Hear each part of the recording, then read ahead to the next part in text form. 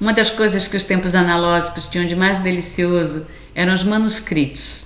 Tudo aquilo que a gente escrevia à mão e que hoje foi substituído por seus equivalentes digitais, digitados, post-its com lembretes para nós mesmos, bilhetes com recado para quem a gente gosta, cartões de aniversário, de fim de ano, diários.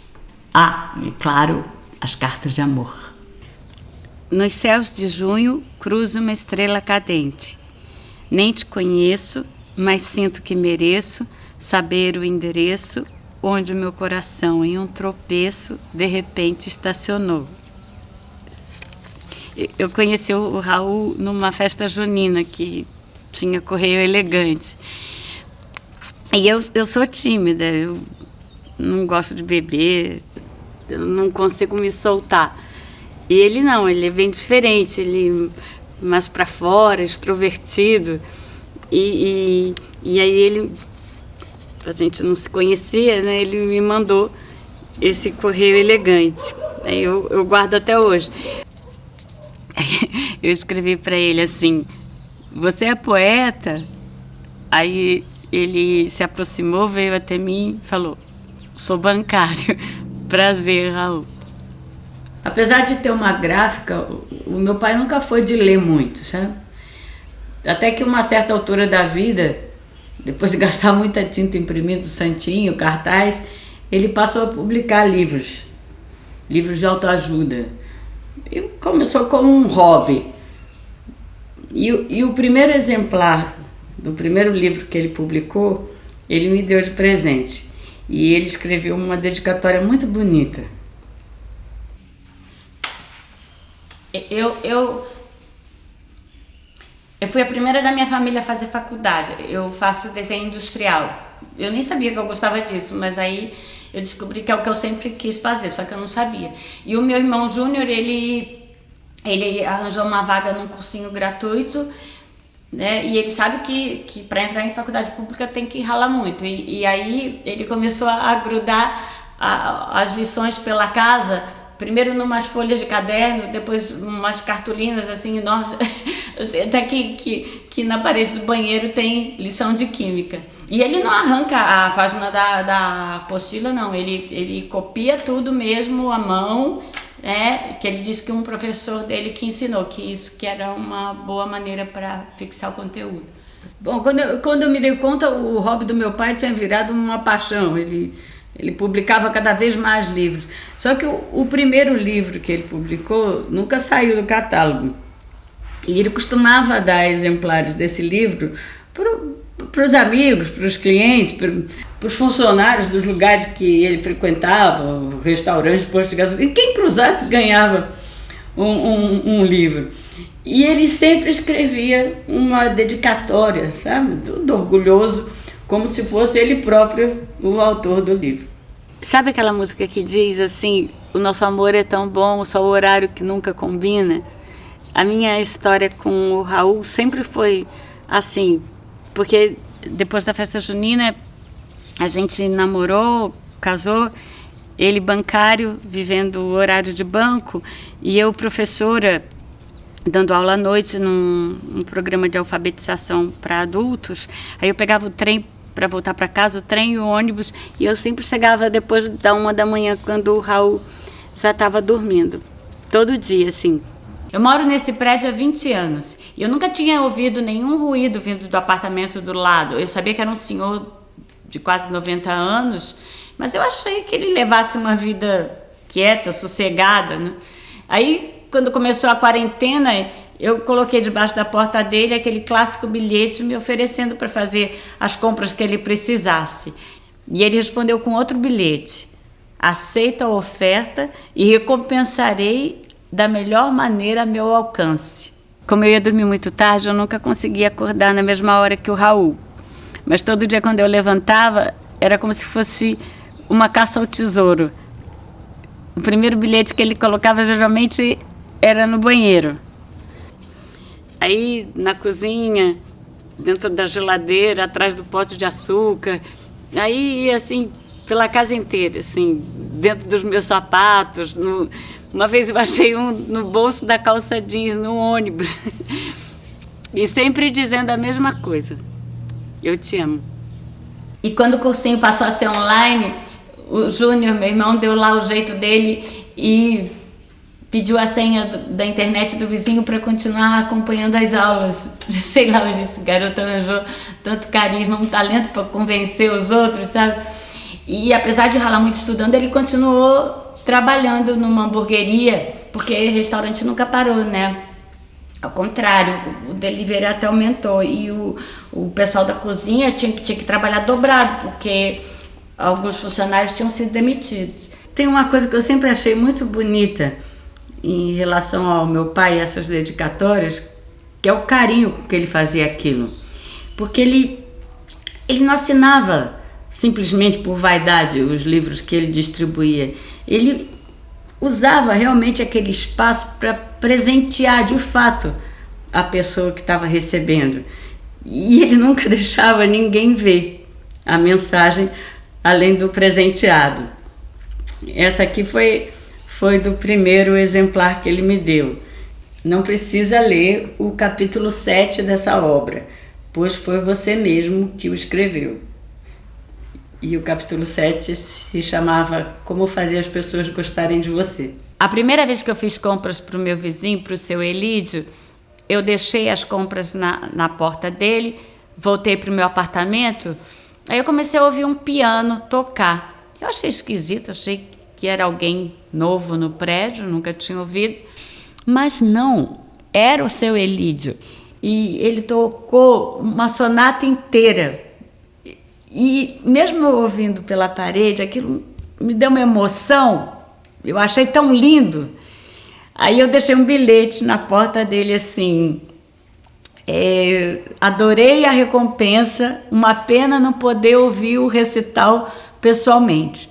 Peça tudo o que precisar. Conforme os anos de casamento foram passando, o Raul já não deixava tantos bilhetes. Mas acho que é normal, né? Ir diminuindo. Mas pelo menos um tinha, sempre. Vou tentar te esperar acordado para não morrer de saudade. Essas coisas.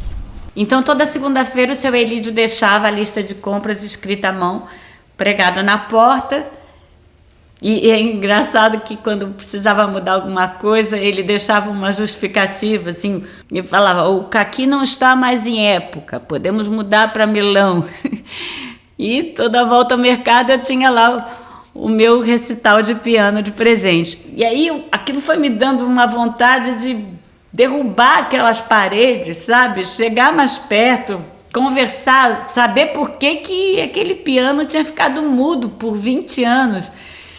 Mas como eu não podia visitar, né, afinal, um senhor de 90 anos, eu só escrevi os bilhetes agradecendo e elogiando os concertos que eu estava recebendo de presente. Da última vez que eu vi meu irmão, ele trouxe um hambúrguer para mim do trabalho. Aí ele falou que era o primeiro dia que ele tinha sido promovido a chapeiro. Depois a gente comeu, daí ele falou que precisava estudar para uma lição ainda antes de dormir, que era uma lição de física. Aí ele me ajudou ainda um pouco com uma prova que eu tinha na faculdade. Aí depois ele deu entrada no pronto-socorro com falta de ar.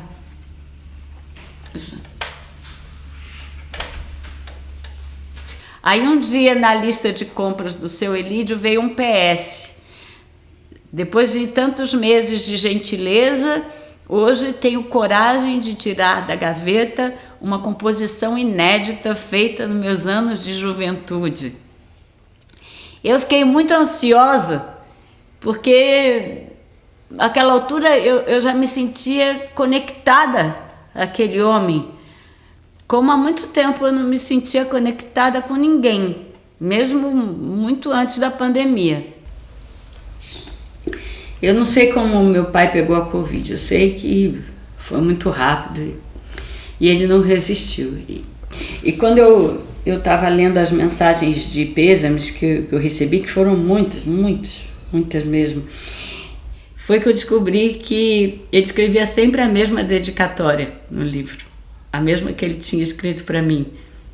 Porque as pessoas que gostavam dele, muitas pessoas que me escreveram, diziam sempre mais ou menos a mesma coisa. O seu pai, sim, é que era uma pessoa que sabia fazer as pessoas gostarem dele.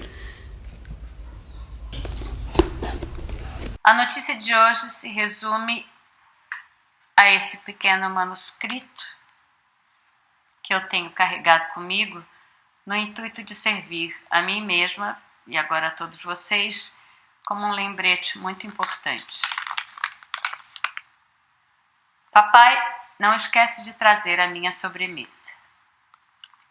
Esse foi o bilhete que a minha filhada deixou para o pai dela, meu primo, junto com um desenho, na última vez que ele saiu para dar plantão no hospital e nunca mais voltou.